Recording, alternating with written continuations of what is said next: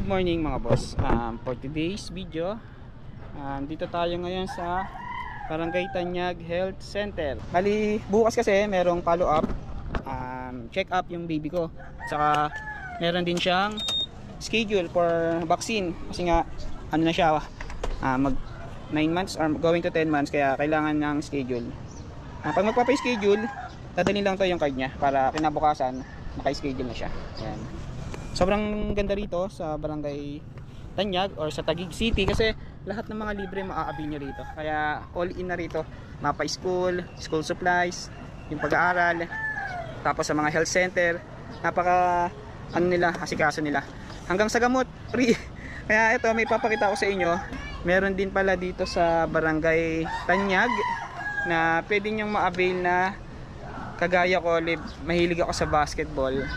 Kaya sobrang ganda, nakita ko siya kahapon. Ang ganda, ipapakita ko sa inyo yung loob. Ipapakita ko sa inyo yung ganda na meron dito sa Tanyag, Taguig City.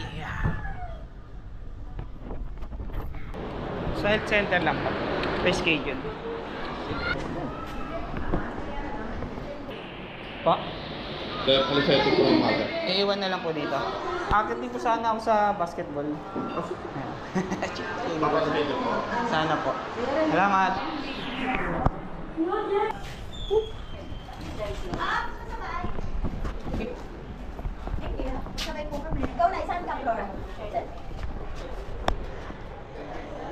Alright, so malapit na tayo. Last floor na yung basketball court kasi hanggang 5th floor po yung center dito sa amin sa barangay. Alright, see, ang ganda rito, promise. Pakikita ko sa inyo.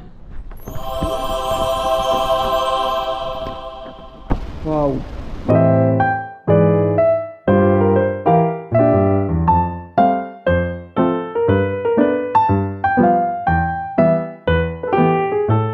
Victor Dennis. Ito lang po sa 8. Sige po. Dala. Hanggang may aircon din siya. Tapos standard yung kahit diba? Ganda. Ito lang ako. Whoop! Ganda tabla mga boss. Ganda.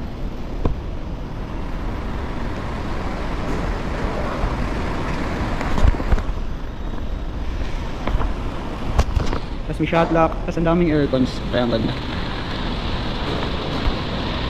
Si kuya rin. Shoutout kuya. Kaya I love Taguig talaga. Diba?